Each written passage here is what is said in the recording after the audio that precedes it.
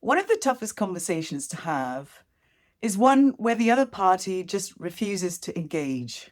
They don't respond to your emails, they don't take your messages, and everything about the relationship is in deep freeze. Let's break it down. I'm Dawn, and this is Have That Talk. My focus today is on the passive aggressive. How do you deal with them? Now, I'm no angel. I don't consider myself immune from a little bit of passive aggressive behavior. It's easier to deal with a conflict by putting it into deep freeze. It's out of sight and hopefully out of mind.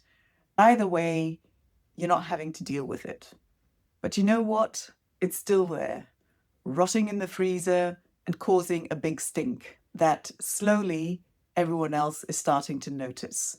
And you may think the best way to deal with it is to address it directly. Go in, name the problem, get things sorted out.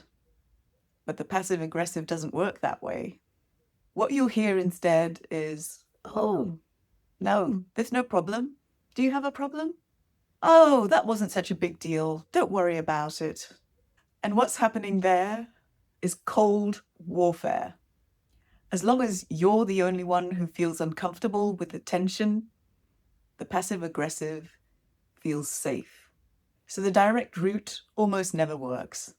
And I have an anecdote that might help you find a different way in. Imagine a stray cat enters your home and you try and catch it. And it's so terrified that it dives under the bed. The direct approach would be to try and pull it out. Your arm's not long enough, so you grab a broom and try and pull it out. But what happens instead is the cat gets even more scared and starts scratching and meowing and biting back. So obviously, that's not the way to do it. And the same thing can happen when you confront the passive aggressive directly. That aggression turns from passive to active, and they scratch back. So what do you do instead? All roads may lead to Rome, but you don't need to take the motorway. Take the scenic route. And this means taking a moment to sit down and reflect on which of the scarf threats may have been activated. Is it a status thing?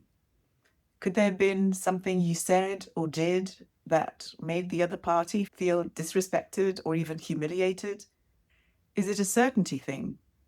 Have you let that person down with your unpredictable comments, your indecision, or your constantly shifting priorities? And as a final example, has this ice this ice age, got something to do with fairness? Have you been treating this person differently to the other people in the team? Did they discover that their salary is 30% lower than their peers? Are they the one you always ask to stay longer when there's work that needs to be done over the weekend? People notice that. So there's your way in.